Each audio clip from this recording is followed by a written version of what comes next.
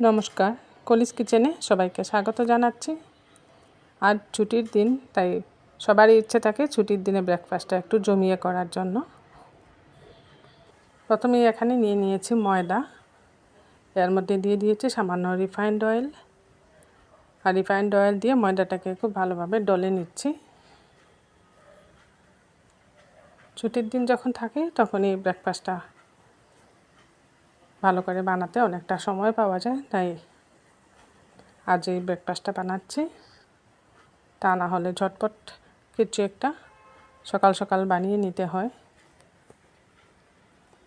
ময়দাটা খুব ভালো করে ডলে নিয়ে দিয়ে দিচ্ছি সামান্য জল। জলটা অল্প অল্প করে দিতে হবে। অল্প অল্প করে জলটা দিয়ে ময়দাটাকে খুব ভালো করে মেখে নিচ্ছি।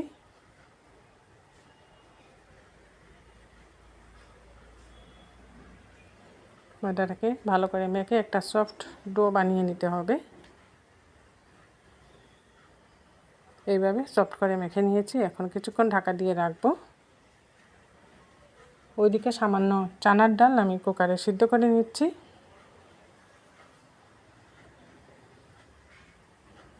সামান্য চানার ডাল দিয়ে এর মধ্যে জল দিয়ে দিলাম আর সামান্য লবণ দিয়ে দিচ্ছি।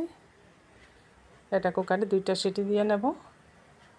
গ্যাসে একটা কড়াই বসিয়ে দিয়েছি, এর মধ্যে দিয়ে দিয়েছি রিফাইন্ড অয়েল। আজ বানাচ্ছি পুরি সবজি।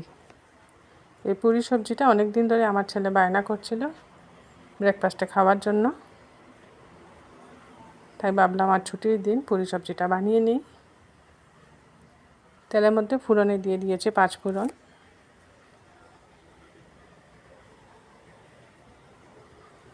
এটা খুব সাধারণ রেসিপি, সবার ঘরেই যে কোনো ছুটির দিন এটা হয়ে থাকে পুরি সবজিটা। আমি একদম সিম্পল করে বানাচ্ছি। এর মধ্যে কেটে রাখা পেঁয়াজও দিয়ে দিলাম ফোড়নে। 5 ফোড়নের সাথে পেঁয়াজটাকেও একটু ভাজা ভাজা করে নিচ্ছি।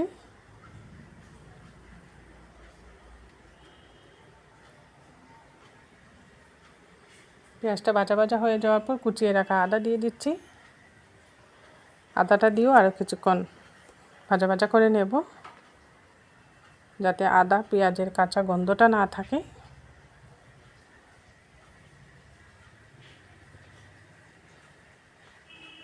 আদা পেঁয়াজ এভাবে কিছুক্ষণ আমি ভেজে নিচ্ছি 5 ফোড়নের সাথে।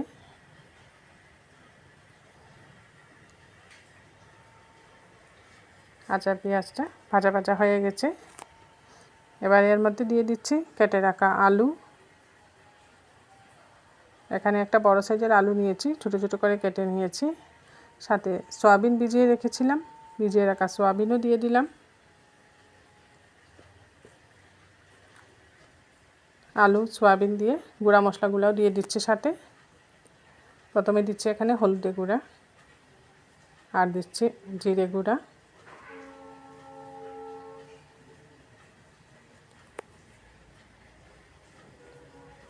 জিরে গুঁড়া, ধনে গুঁড়া, সামান্য লাল লঙ্কার গুঁড়াও দিচ্ছি। আর পরিমাণ মতো লবণটাও দিয়ে দিচ্ছি। এগুলোকে একটু নাড়াচাড়া করে নিচ্ছি প্রথমে।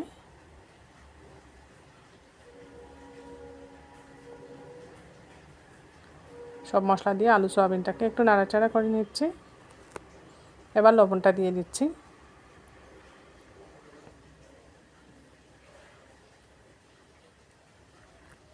পুরির সাথে সবজি নানা রকমভাবে বানানো যায়। আর যেহেতু সিম্পল করে বানাচ্ছি, তাই আলু সয়াবিন আর চানার ডালটা দিয়েই সবজিটা বানিয়ে নেব। লবণটা দিয়েও আরও কিছুক্ষণ আমি এটা কষিয়ে নিচ্ছি। আলু সয়াবিন আর চানার ডালটা কুকারে সম্পূর্ণরূপে সিদ্ধ করব না, আধ ভাঙ্গা করে সিদ্ধ করব। আধ ভাঙ্গা করে সিদ্ধ করে দিলে সবজির মধ্যে ভালো লাগবে। কেটে রাখা কাঁচা লঙ্কা দিয়ে দিচ্ছি।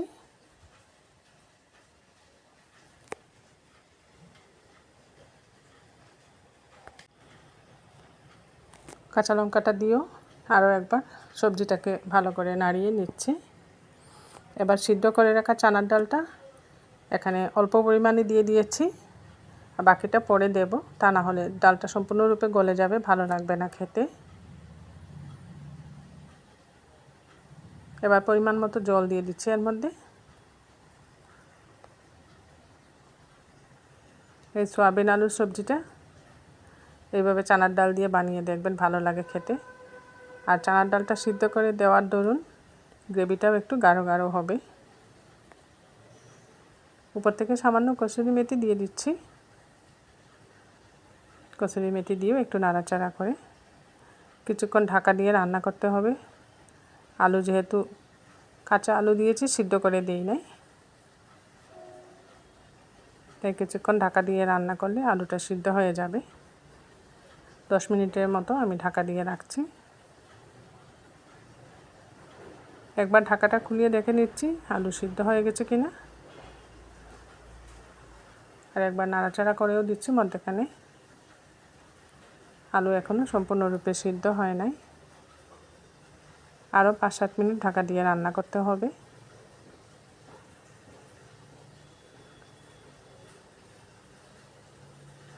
আবারও একবার ঢাকা দিয়ে রাখলাম। সবজিটা অন্য একটা চুলায় আমি সরিয়ে নিয়েছি, ওখানে হতে থাক। এদিকে গ্যাসে একটা কড়াই বসিয়ে দিয়েছি আর দিয়ে দিয়েছি বেশ কিছু পরিমাণে রিফাইন্ড অয়েল। সবজিটা দেখে নিচ্ছি সম্পূর্ণরূপে সিদ্ধ হয়ে গেল কিনা।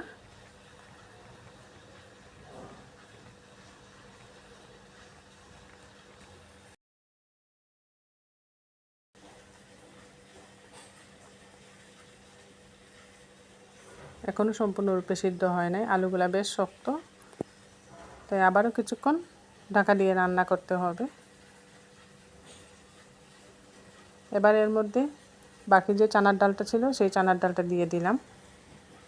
এই চানার ডালটা ভালো করে মিশিয়ে আরও কিছুক্ষণ ঢাকা দিয়ে রান্না করব।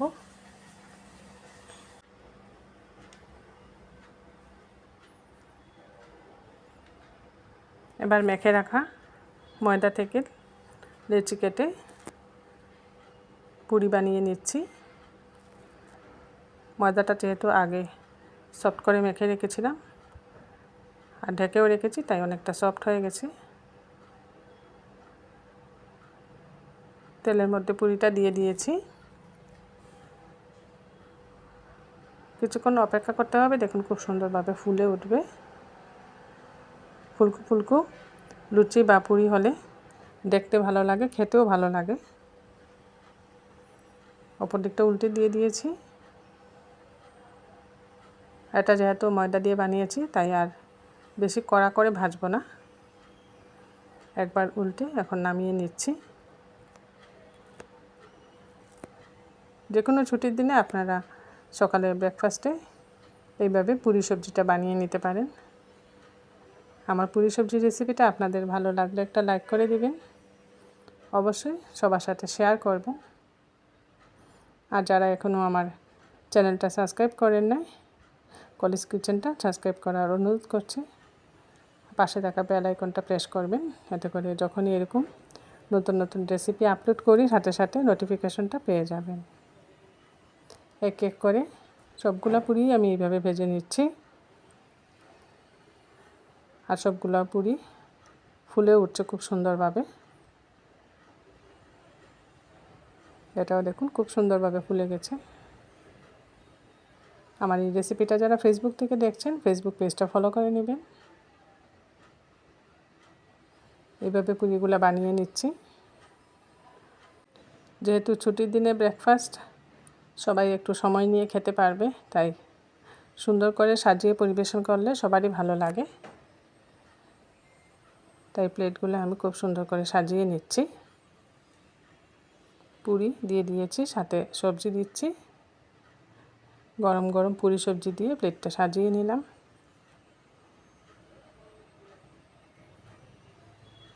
এটাই হচ্ছে আজ আমাদের ছুটির দিনে ব্রেকফাস্ট। দেখতে যেরকম সুন্দর হয়েছে, খেতেও তেমনি সুস্বাদু হয়।